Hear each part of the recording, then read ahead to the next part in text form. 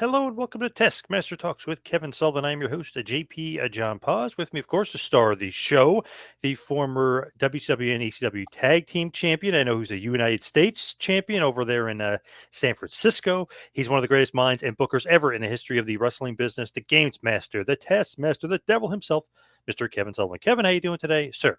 Excellent, JB. Excellent.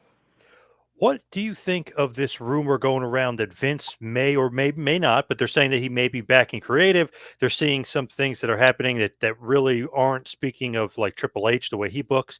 It seems like it may be the way that Vince would book, like just throwing Omos on TV against Lesnar in a WrestleMania match, even though he hasn't been on Raw in a long time. And like, what do you think about that? Is Vince really back, or do you think it's just Triple H almost doing a Vince-esque move? I mean, I don't know, but it wouldn't surprise me. Doesn't his name still appear on the checks? Yeah. Yep. So who knows? You know what I mean? I mean, Triple H is really righted that ship, and I told you about what I think about the bloodline stories. He's doing a great job, and he's got some great talent there. In uh, AEW's got some great talent. This is a great time to be a wrestling fan. Do you think that if Vince does that, it kind of hinders what he's doing as a booker, though? You can't kind of have somebody looking over your shoulder as a booker, right? I mean, even when you were in WCW, if Hogan would come in and say creative control, brother, or change something, I mean, that sucks for you because you had a plan in mind. Yeah, I sometimes you got to remember too, he's the son-in-law. He's part of the family, so I'm sure he can. He's going to acquiesce to Vince. You know what I mean? Because imagine trying to deal with your father-in-law who made you, made this humongous company, and then he was let go. Now he's back. You know he wants his input on the program too. So it's very hard position. I feel like the Omos Lesnar thing is just like out of nowhere. That doesn't really speak to the way Triple H was booking. He seemed to be more, I guess you could say, more like common sense booking, or he had like a way where he was going and leading into a certain path. It seemed like Lesnar versus Lashley again seemed like the logical path, but this is like total Vince, like, oh, let's have Lesnar versus a monster at Mania, and he'll throw him around, and we'll create a WrestleMania moment, and Lesnar will get back on the winning streak, and all. It just I know that screams Vince to me, and I'm not a big fan of Omos either. Yeah, I mean, do you think anybody that's going to be at WrestleMania or anybody that buys WrestleMania thinks Omos is going to go over? Not a chance. Nope. So why? It's like wasting time. I don't know what they're doing. Lesnar is their huge star. I mean, God knows how many millions of dollars they're paying him for limited dates and stuff. And that's what you want to waste his mania on? Nobody's going to have any interest in that match whatsoever. Well, JP, who would you put him with? You got to finish the not the trilogy. I guess that this would really be the fourth match, but you got to put him in there against Bobby Lashley in some sort of gimmick match. You know, like the feud has been building where it says maybe steel cage match or last man standing match or Texas death match or whatever. The feud seems like it was building to a you need a blow off, you need a not a DQ finish at a B pay per view. Lesnar Lashley, these are their two big studs here. That's the match, and that would have been could have been a main event of night one. Yeah, I think you're right. I think you're right. And do you remember last week we were talking about please don't have a referee bum finish? Have you noticed how many they've had over the last couple of years? They love it. It's too much. You know,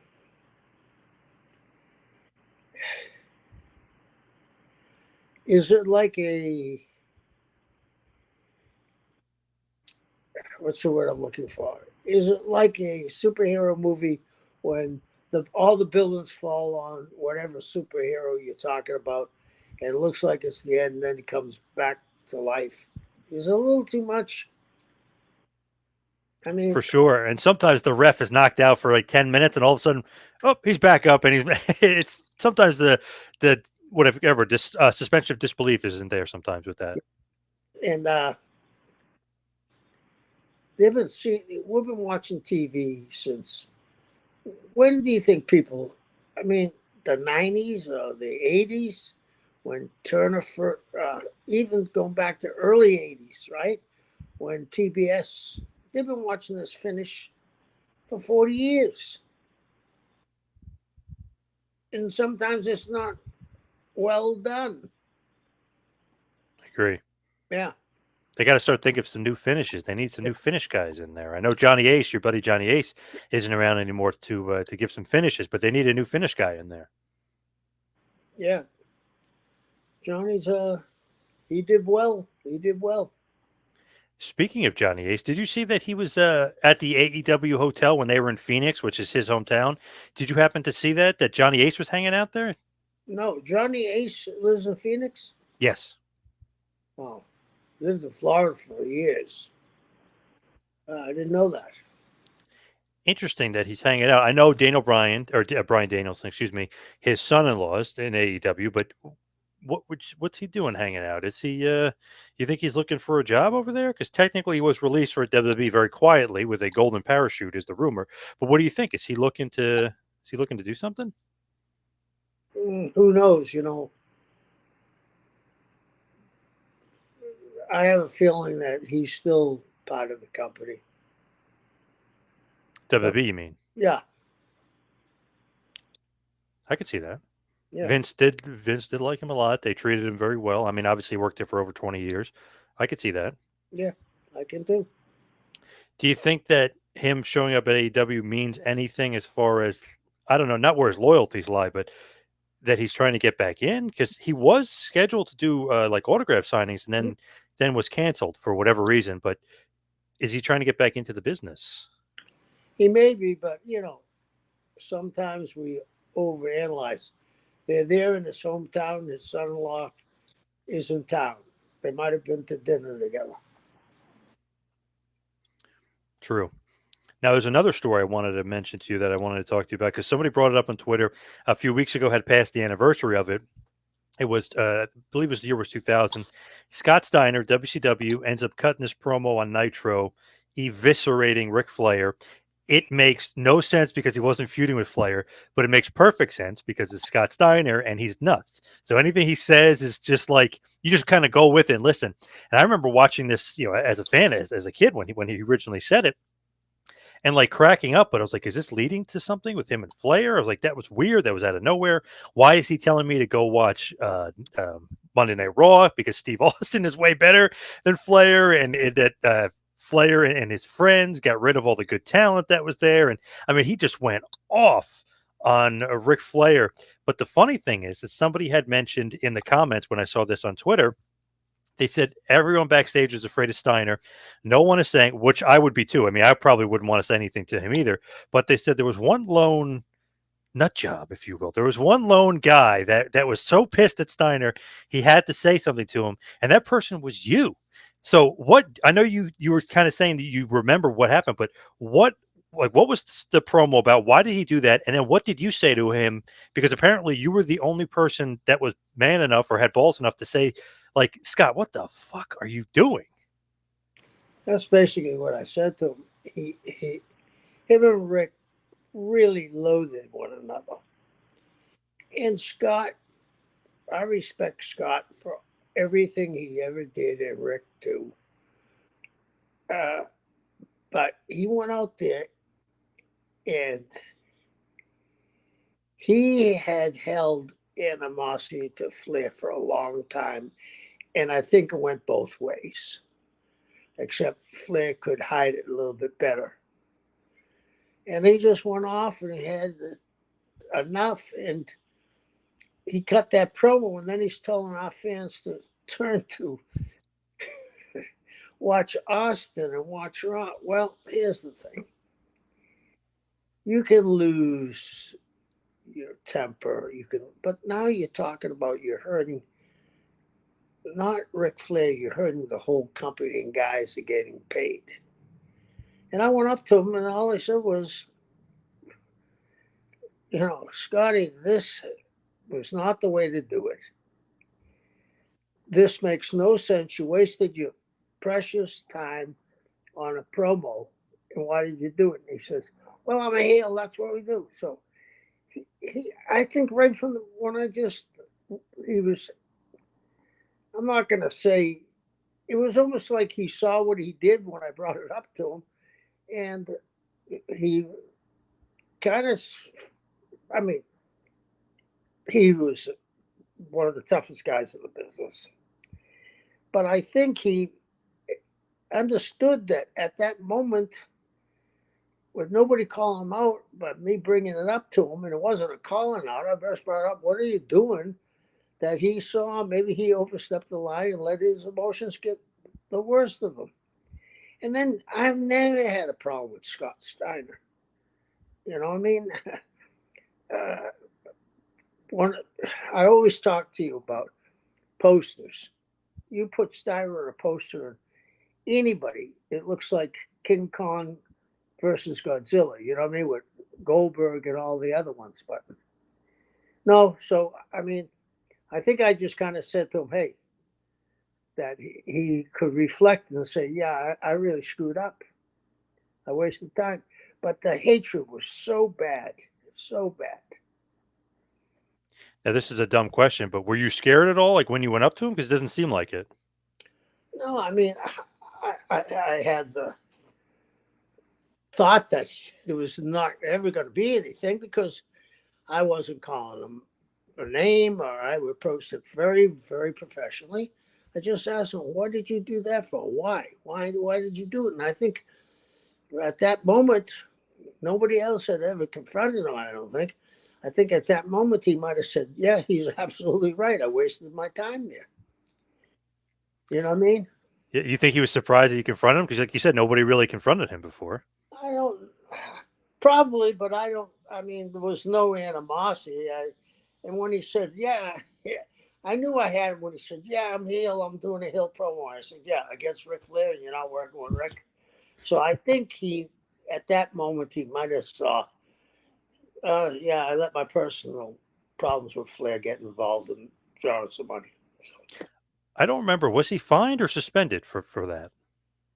he was suspended. Then he sued and won. Wow, how the hell did that happen? They never, I don't think uh, Turner ever went to court on a lawsuit. They lost everyone, I believe. They would just pay everybody off. Yeah, Wow. That's like the old Heyman thing where he would sue them for the exact amount that he knew that he would never have to go to court. There would never be any sort of like back litigation. And he either win or he'd be like, okay, instead of this, you can give me Arn Anderson or Ron Simmons or, you know what I mean? It was one of those things where he would always win, but he knew how to play the system. yeah, yeah. His dad was a lawyer, right? Yep. Yeah. Damn. So Scotty Steiner versus Kevin Sullivan didn't happen, but it could have happened. No, I would have put up a wall of somebody. I don't know. Had to put JJ Dillon. JJ Dillon. Yeah. So let's get to the topic at hand. Let's talk about Clash of Champions #1, which was held March 27th, 1988, Greensboro, North Carolina, at the Greensboro Coliseum. The attendance was a little bit over 6,000. The TV rating, which is going to be an astronomical number, 5.6 on TBS, and this aired head to head against WrestleMania 4. Can you believe that? 5.6. Holy moly. Wow.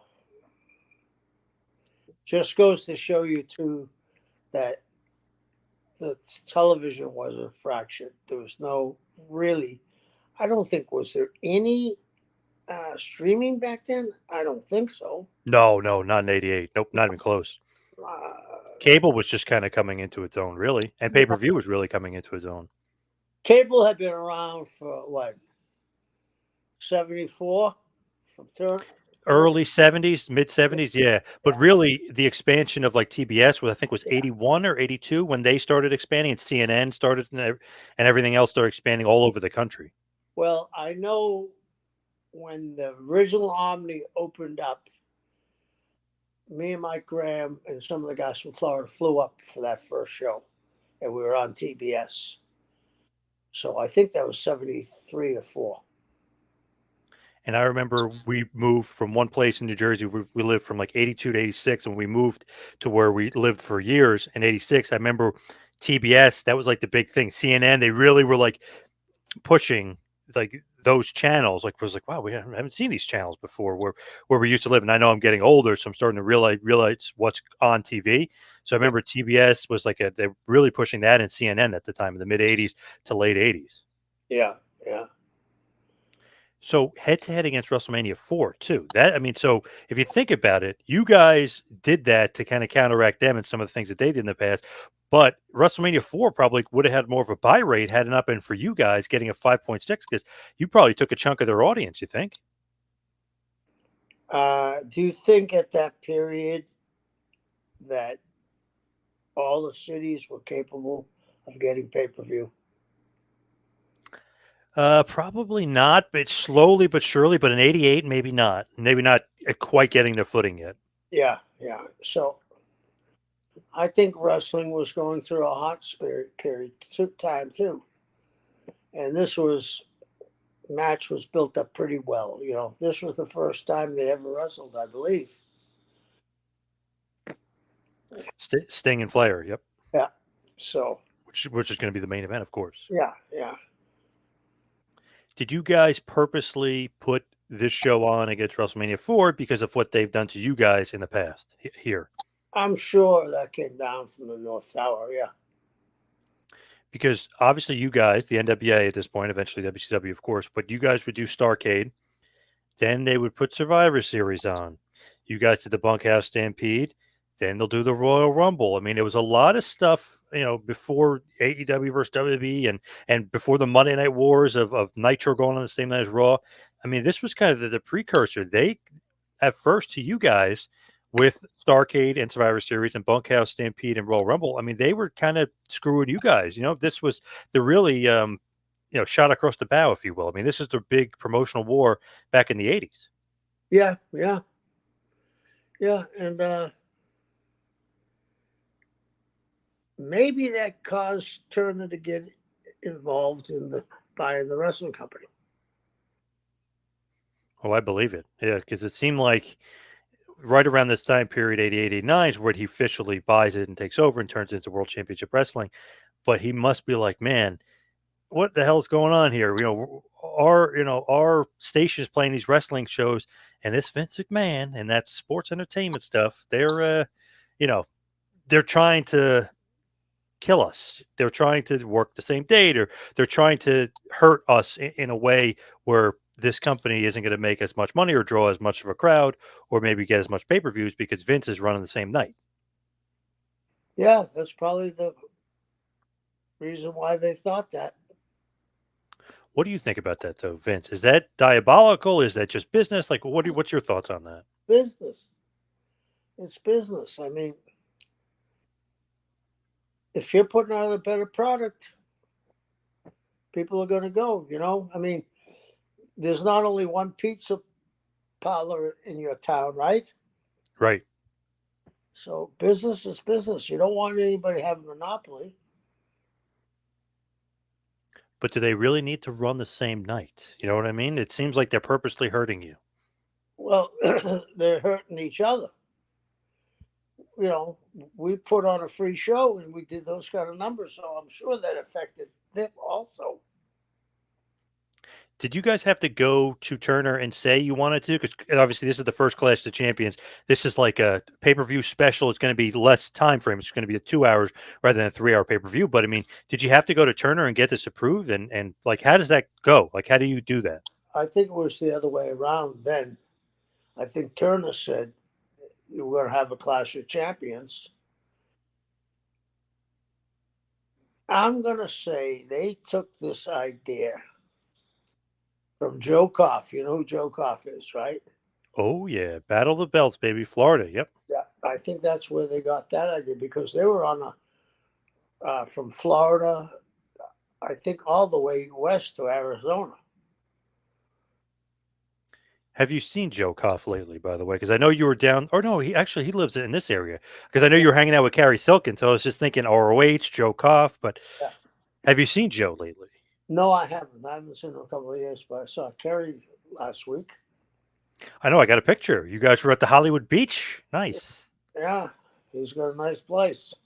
nice. That's like old school Kevin Sullivan hanging out in the '80s, and Yeah, on the beach in Florida, right? yeah. We were actually in this condo on the ninth floor.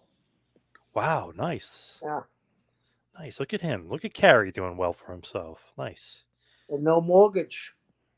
Wow, even better. Yeah, It just seems like with Clash of the Champions, it's like this is just like a big FU. You want to do WrestleMania 4? You want to screw us before that? We'll do Clash of Champions for free. It'll be a pay-per-view level show. We'll put Sting and Flair on, our big youngster and our biggest star in the main event, and we're going to give it to you for free. So it just seemed like a big FU to Vince, and obviously it worked. 5.6 rating, it's huge. absolutely huge. Absolutely. Did you think it was a war or like a battle with WWF and NWA, or did you think that they were light years ahead of you guys at this point? I thought they were light years ahead.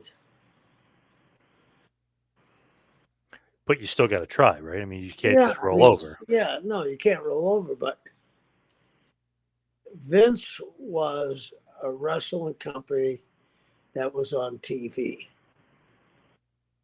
Turner was a TV company that had wrestling on its TV. That was the difference. Now, if you look at it, you could say, yes, WrestleMania 4 did a lot better than Clash of the Champions and, just everything involved with the money made and the pay per view buy rates and all that other stuff. But I do think that by you guys running and getting a 5.6 rating, that it did take a chunk out of them. To me, there's no doubt. And it's not like you guys won or anything or going to give you victory, but you just give a nice little stab or a little, like you like to say, nice little shot into the Titanic. You know what I mean? Just give them a shot. I actually think that back then it was more where you were living and what you were following. NWA was still a southern based territory, across the middle America. Vince was the coast, east and west coast, Chicago, major cities, Houston, Dallas. But, you have the populace where you are, and then the West Coast and East Coast. You know what I mean? Yep. And it's because we're up in the East Coast. Me and my brother and my friend, we used to go to like his grandparents and we watch it. We're watching WWF. We're ordering WrestleMania 4. We're not even thinking about Clash. We're WWF guys at that point. Yeah, yeah. So, as far as this show is concerned, it's just going to be 5 matches, just about 2 hours or so. It'll get some rave reviews just as far as match quality and how good the thing is. But business wise, it's not going to be a WrestleMania show. It's because it's not a pay per view, it's a TV special event. But you would have about 30 plus Clash of Champions after this. Do you think this kind of set the bar of Turner saying that I'm very happy with Clash of Champions? Let's keep this thing going? Absolutely. If you did 5, 6, right? Right? Oh, yeah. Yep. It And just felt like Clash of the Champions was I don't know, a cool name, and it was just off to a good start with the good rating and just the critical acclaim of some of the great matches that were on the card as well. yeah. And that also separated the work rate. Flair and Sting going 45, right? Yep. Yeah, no offense to Hulk Andre, that WrestleMania 4 match was it was not like Flair Sting wrestling. You know what I mean? It wasn't as good in the work rate department. Yep. So when you look at Clash of the Champions, and we're running through the show, Jim Ross and Tony Schiavone will be doing the call. So nice little cool team up there. The first match of the evening, Mike Rotunda with Kevin Sullivan defeats Jimmy Jam Garvin with Precious in a college rules match in about 6 minutes. The match is actually pretty good, pretty short and sweet. But what's kind of just your memories of this match, and then kind of what happens afterwards as you started feuding with Jimmy Jam, Garvin, and Precious? Yeah. we then this built into the Tower of Doom, where the three Yes. cages were on top of each other. So this was the seed of me and Jimmy working. What do you think about Jimmy and Precious? Fabulous, fabulous, fabulous. I did an angle with Jimmy where I threw a cinder block on his leg. You ever see that? Oh no, I don't remember that. That's awesome. I like that. Yeah, right there on the in the front of Gordon's podium. Gordon Soley, yes. When you look at that, do you like though Rotunda gets the victory, but it's really just kind of dressing almost like an overtone or an undertone to a feud that you're about to have with them. Do you like kind of doing that where it's almost like it's leading to something else, basically? Yeah, I do because you have Mike was a college wrestling champion. You know what I mean? So it makes sense for him to beat Jimmy, and then we can transfer it over. I'm sure I was involved in it somehow, and then we go with me and Jimmy and Precious. Your boy Teddy Long at this point was the referee of that match. Was still a ref at this point. I know we talked to him probably about a year ago or so, and he was talking about how it was you that saw him as the referee and took some car rides with him. Like, man, you shouldn't just be a referee. You got so much talent. You got charisma. Like, you could talk. You should be a manager. Right. I mean, he's in the Hall of Fame, right? Yep, Teddy damn is right. very, very, very good performer and a great guy. Rick Steiner comes out at the end, and there's a bit of a fracas and a melee, but really, like we are talking about, this will lead to a feud with you, Jimmy Jam, and Precious. Who created the Tower of Doom, if you will, the three cage? Whose idea is that, That or is was that from World Class, or where did that start? that was my idea. Really, Yeah. where'd you get that from? Uh, Somebody probably gave me some bad pot. I don't know. I was trying to come up with an idea for something, and I just started drawing stuff, and in my own head, it was only supposed to be me and Jimmy and Precious at the bottom. Interesting. Yeah. That's just such like a crazy idea. How do they build it? How do they put it together? Are you like telling them each step of the way? When you're No, maybe high induced. no. I would have been, but I induced, but no, it wasn't that. I just came up with the idea. Wasn't that sort of like Donkey Kong too? Oh, climbing up. Yeah, Yeah. and that's how I got it. That's how I got it. Video You know, games were huge, early video games. a lot of people have said like they wonder if Sullivan was on something. You know what I mean? Like to do the devil gimmick, to do the Dungeon of Doom. What was Sullivan to like psychedelic drugs? I mean, you just No, laugh at stuff like that, or is this maybe some hint of truth there? oh, I mean, of course, in the younger days I did, but spent a lot of time in Singapore, Malaysia, and I got to see a different religions, Hmm. and I studied a lot of stuff. You know what I mean? I studied a lot of stuff. I mean, I studied too about conversion. We kind of think that people converted to Christianity first, right? That's not the case. It's not the case. A lot of people converted to a lot of different religions, meaning Judaism, Hindu, Muslim, uh, wherever the world pushed them to. Meaning, it became okay. Christianity became the religion of the Roman Empire, right? With Constantine, the Roman Empire. Well, his mother is Saint Helen, and she supposedly found the true cross, right? But he was a pagan until on his deathbed. But he understood the change of religion in the Roman Empire was becoming people were converting to Christianity. So then he made it part of the Roman Empire. was the official religion. So I got into. I've been a big history fan for a long time. When you look at some of the things going on as far as like booking wise, just interesting here though with Dr. Death Steve Williams, he cuts a promo kind of saying like he's in line for a title shot against Flair and kind of going in that direction. Of course, interviewed by Bob Caudle. Just separately in booking wise, do you think Dr. Death versus Flair at this point, 88, was a match the fans were interested in, or did you feel like he needed a bit of a more of a build up first? The Mid South, it was definitely would have worked. What is he, UWF champion then? Yeah, and then obviously, Mid South is taken over by Turner. They buy him out, or really by Crockett. He Yeah, buys him out, and you guys start taking in those talents, Sting included, of course. yeah. You think that was a success buying Watts and buying Mid South, or looking back, or no? No, no.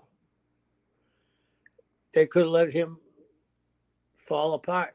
You know, it would have happened eventually. All those guys were ended up with Vince, right?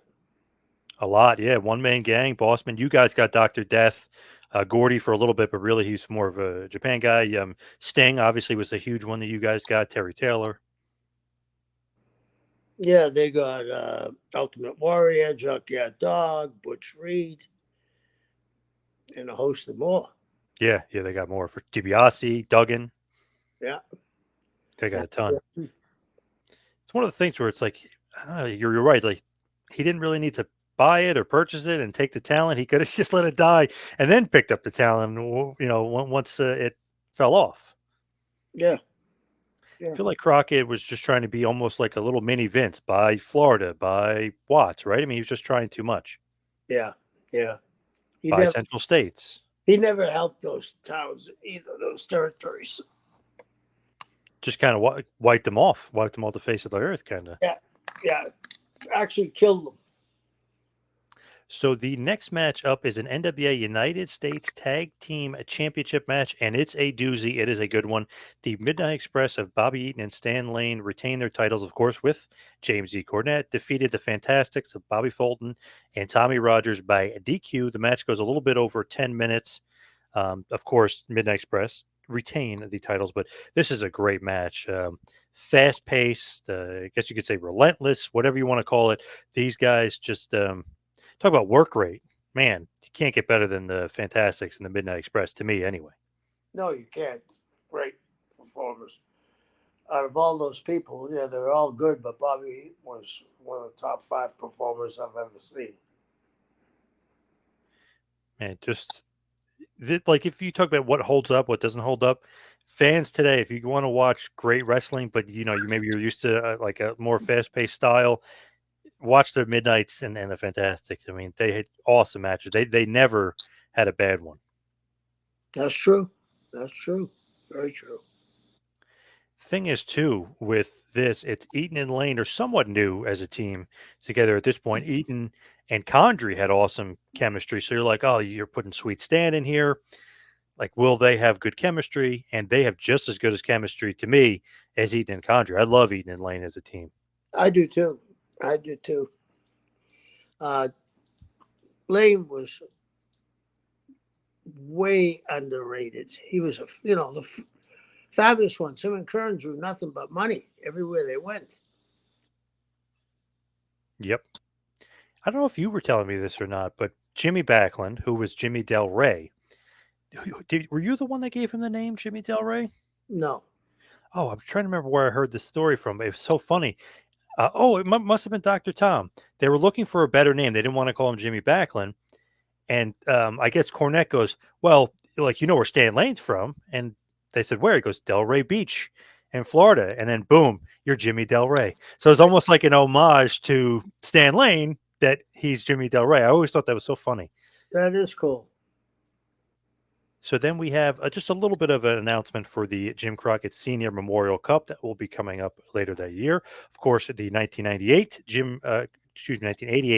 Jim Crockett Memorial Cup, the Francis Cup, if you will, was or Francis Crockett makes the announcement. Jim Crockett Cup, of course. Francis Crockett makes the announcement. That year was won by Sting and Lex Luger. So an interesting team there as they're trying to build up some of the young blood, but that is obviously a little bit after this Clash of the Champions. So then we go to a Chicago street fight, 6-man barbed wire match. Now, this might have been the only match that was a little wonky, a little weird. I don't know, just something strange about it. So like, okay, Chicago street fight, but then it's a 6-man and then it's a barbed wire. So it might be too many gimmicks here, too much going on as the Road Warriors, Hawk and Animal with Dusty Rhodes and their manager Paul Ellering defeated the Powers of Pain, obviously Warlord and Barbarian with Ivan Koloff with their manager Paul Jones. Match goes about 4 minutes. I don't know, something just it was just too much gimmicks, too many guys involved. But the Road Warriors and Dusty Rhodes end up beating the Powers of Pain and Ivan Koloff in 4 minutes. Too many guys involved. You're absolutely right. Do you like the double gimmick, barbed wire plus the Chicago street fight? You like that? No, you didn't need that. You have the Road Warriors. Do you like Dusty with the Road Warriors? Does No. that fit for you? No. Why not? The visual for me. He had his face painted, right? Yeah. And it's funny because eventually in 88, they'll turn heel, quote unquote. The Road Warriors will turn heel, even though some of the fans were cheering on Dusty and like they made Dusty and Sting versus the Road Warriors a thing.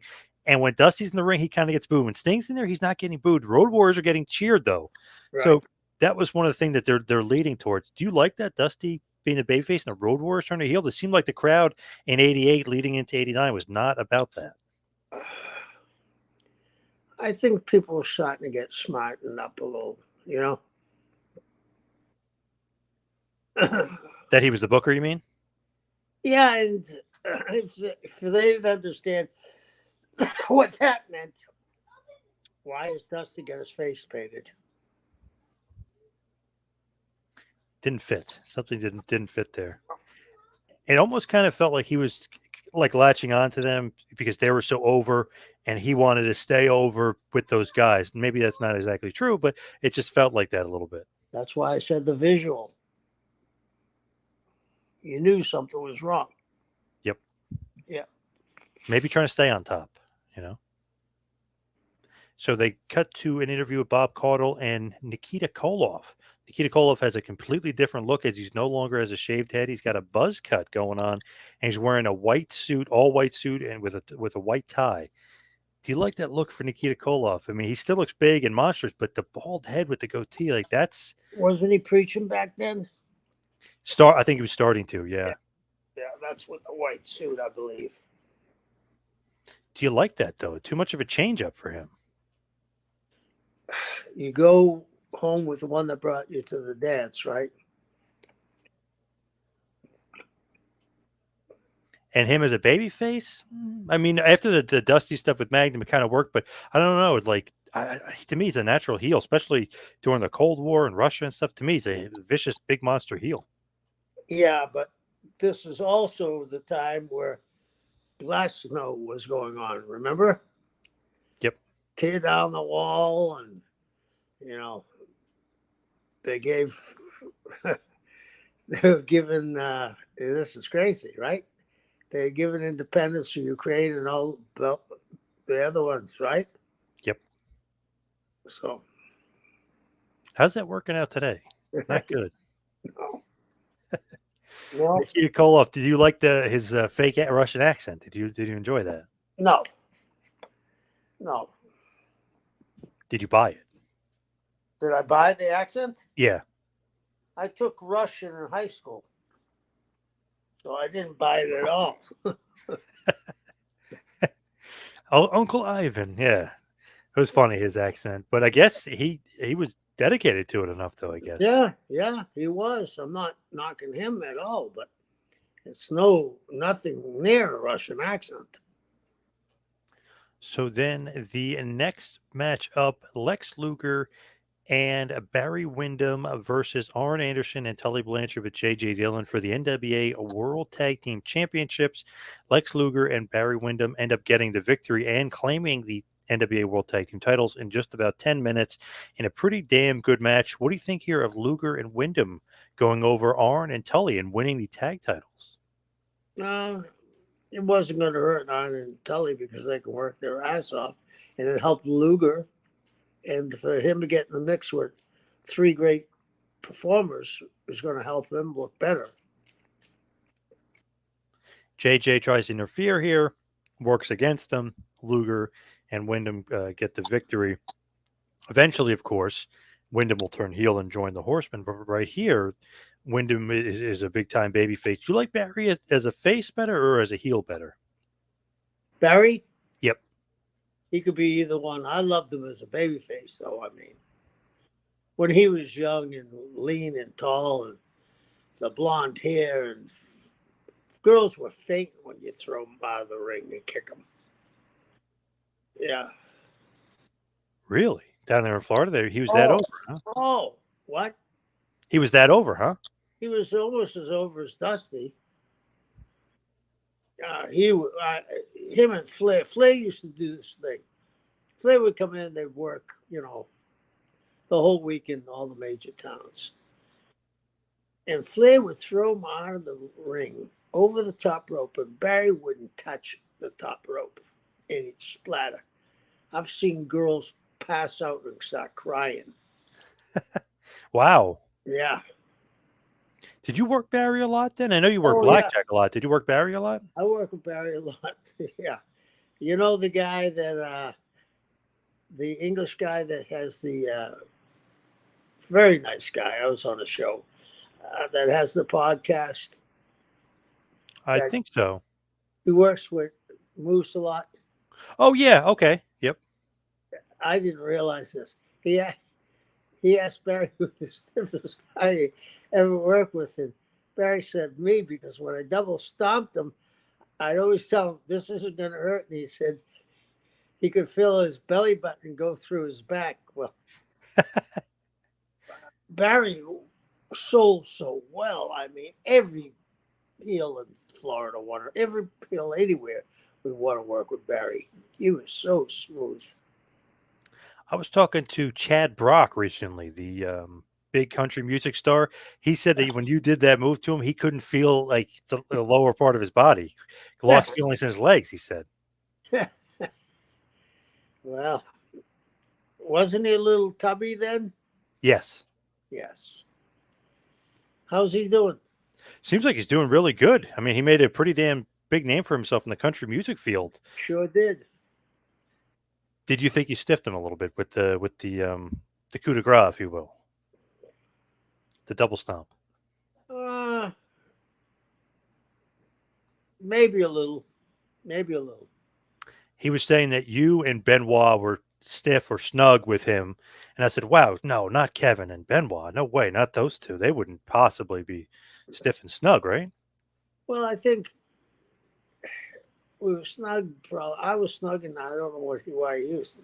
That's just how we worked, I guess. But the other thing is, everybody was making a big to do about him, and I didn't think it was right. Guys who at the camp for months and months and months, busting their ass. Yeah, he's a country and western star. If I look back at it now, it's a different era. You need that outside. But come on, I expect you work first.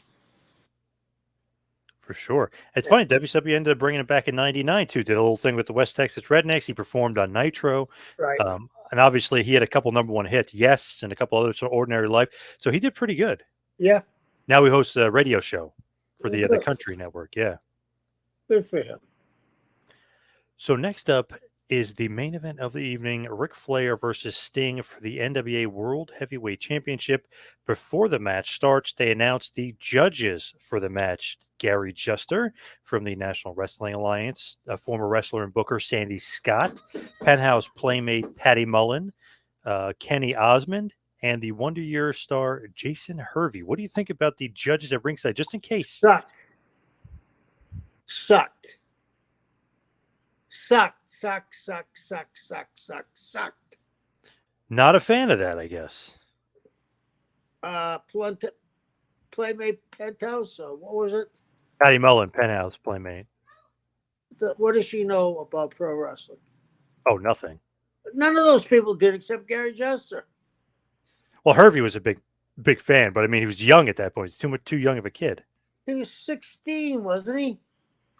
Somewhere around there. Yeah, he was very young. Come on, we look like bozos. Maybe not the greatest choice. Who picked the judges and why? I have maybe TBS themselves, probably. Patty Mullen obviously was there for the visuals. I'm guessing. Yeah. Hervey, I guess, star power. Osmond, kinda. I have no idea. Sandy Scott, I must have been. Was he a part of the booking committee or something with you guys? Why the hell was Sandy No. Scott out there? What building were we in? Greensboro Coliseum in Greensboro, North Carolina. That was Sandy's town. Oh, so he put himself on there. Okay. No, I think they put him on there because the building wanted it. And do you think Gary Juster was on there because maybe he booked the building? Yeah, and he used to book other buildings, and he ran Baltimore, so we could go back. There's the promoter from Baltimore, you know? Yep. Yeah. I just thought like, wow, that's weird. Those are the judges at ringside. I remember one time you guys used like Brad Muster from from the Bear. It's just like so random. Who is picking the damn judges in this match and these matches? Yeah. Well, Brad So was a friend of everybody's, so a great guy. I could see Flair being buddies with him. I mean, he's always buddies with football players. Yeah. So this match is going to go 45 minutes, and it's going to be a time limit draw as Ric Flair retains the title, but it's a classic. This is an awesome match. Probably match of the night. I mean, people might say Fantastic's Midnight was great as well, but this is probably the match of the night. To me, I don't know, awesome match. Really a coming out party for Sting. Flair kind of went out of his way, bent over backwards to make sure Sting looks good. And I think he did a really good job. I think he made Sting that night. I think right then and there, he didn't have to win, but he made him. He didn't have to go over to get over. So I feel like he became a household name and a huge star that night. Because of that first match, if I needed a rating, all I'd have to do is put Flair's thing on the paper. I feel like WCW did that for years for TV, and they'd always pop a rating. Yep. Always. There's TV draws, and then there's TV draws. And it seemed like Sting and Ric Flair were always those good TV draws. Yeah. Do you like this going to a draw? And obviously, you guys, Sting was probably too green maybe to win the title here, but do you like the draw to keep him strong? And it does obviously keeps Flair strong as well, just without a victory. Absolutely. And you said the reason why. The kid was too green, but Flair, he wouldn't have looked that good if anybody else but Ric Flair was in the ring with him. Do you think, yeah, well, definitely Flair could wrestle a broom, right, and make it look good? Yeah. Do you think Sting held up his end of the bargain, though? Absolutely. But that isn't what I'm saying. And if it sounded like that, that wasn't what I was saying. Nobody else could have made Sting look like Sting but Ric Flair. I got you. Accentuate the positives. He knows how to work them. He's, which Sting even admits, he was telling him, like, do the woo. And, like, he was telling him, you got to do this, get the crowd into it. Like, he was literally, yeah, beat your chest. Yep. Yeah. And he said Flair was so good at instructing him. He would eventually learn when to do it when he would wrestle. But he said Flair was one that really taught him how to use his charisma. Yeah. I see that. Is there a reason this didn't go 60 minutes and 45? I guess it had to do with the time that was allotted to you guys on TBS, right? Yeah, because it wasn't just going to be 60 minutes because you had commercials. So in an hour, you had at least 14 minutes. Do you like 45-minute draw just in general? It's a kind of a weird time, but do you like that going that long? Should have went a half hour, should have went 60? What are your thoughts on 45 minutes? You couldn't do the 60, like I said, because it wasn't going to be 60. It was going to be at least 80 minutes. So you lose anything else on the card. But at that time, a 45 minutes was as good as Sting going over just about. And there's a big difference between 45 minutes and 60 minutes. It doesn't sound like it, but I've seen matches fall apart after 45 minutes, go right down the crapper. So I think it was well done. Do you think 30 minutes would have served it No, better or no? no, no, because they worked it to right to the almost close of the show, right? Yep. Perfect. Now it seemed like Flair had kind of handpicked Sting to kind of be his successor, so to speak. Like it seemed like Flair was the one that was really pushing for him. I know a lot of guys were pushing for Luger, and he really wanted Sting to be able to be the champion before Luger was, and he wanted Sting as the guy. Is that true? Was Flair like Sting's biggest proponent? Was he his biggest kind of guy that was pushing for him? Probably, probably. Did he ever say Everybody, anything to you? who, Flair? Flair. Oh, yeah, yeah. I mean, everybody knew that Sting was the next guy. He just had it, the blonde hair, the face paint, that dive in the corner. He got up, 6 feet, it looked like. It was great. Did it feel like a new era of wrestling was being ushered in, like Warrior? And obviously the Yeah, Road Warriors over too. But did it feel like that to you? yeah. Road Warriors, Ultimate Warrior, Sting, Luger. I mean, a host of others. You know what I mean? Yeah, it did feel like a whole new era was starting, and another era was ending. Sting could work, no doubt, but he was much more the charisma guy. Flair is like the work rate guy for sure. So it just felt like a little bit of a changing the guard or a passing of the torch a little bit. I know he doesn't win the title, but just like kind of going that direction where it's like, okay, we're going in a kind of a different form here. And even Hogan to a certain extent too in WWF, but it's like almost like a different style for the NWA to go from the work rate guy of Harley Race and Ric Flair to Sting. Yeah, you got that. You see that clear. Yeah, and you brought up even Hogan was a different era. Different style of worker for Yeah, sure. completely. What was your role on this card besides just being obviously Mike Rotunda's manager and about the feud with Jimmy Jam Garvin? What was your role? Were you on the booking team? I think Dusty was the booker. Yeah, this was '88. Dusty was the booker. So you were his assistant or no? I was JJ's assistant, or I was in the office with the three of them, but the pecking order was Dusty, JJ, myself. You're like George Costanza. You're the assistant to the traveling secretary. You got it. You got it. Or in the office, uh, I'm the assistant manager to the general assistant manager, right? Yes, yes. So what do you think here overall on Clash of the Champions 1? I mean, you had a strong finish to it. What do you think about the show overall? The best one they ever did. Set a precedent. Wow, so you don't think they were able to do a good one after it? No, they did good ones after, but that one set the precedent. That one put, if you were stuck, Sting and Flair, you could write it down and draw a house.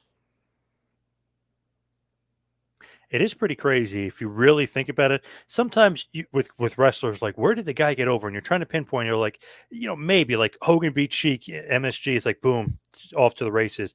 I feel like this was Sting's moment here. I know it was a draw, but I feel like this is what really got him over and sent him into the main event immediately. Like this put him off to the races. This is like a real stake in the ground kind of moment for Sting as he was just going to be launched to the stratosphere. Absolutely. That was it. So great main event, 45-minute time limit draw with Sting and Flair, the Midnight Express and the Fantastics, always good. Luger and Wyndham defeating Arn and Tully, of course, was great. I like Rotundo and Jimmy Jam with you getting involved. The only Starts, match, I was going to say, it starts a program. Go ahead. I didn't yes, yep. I was gonna say, and the only thing I didn't really like was Dusty and the Road Warriors against the Powers of Pain and Ivan Koloff. Um, yeah, not that great. And then you had Paul Jones and Ellering out there. There's just too many guys and too overbooked. Yeah.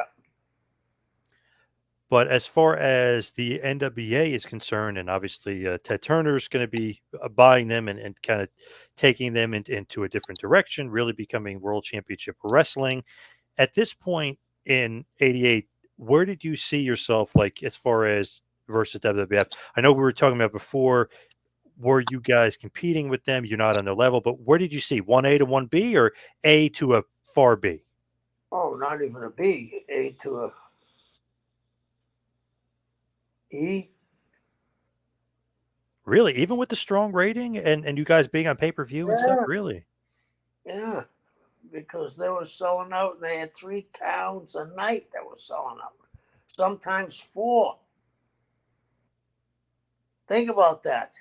3 towns every night selling out. Sometimes 4. That damn Hulkster. Well, Vince and the WWF, but that damn Hulkster setting it off. Yeah, yeah. What is that awesome line that you always say that you used to tell your daughters at night about Hulk?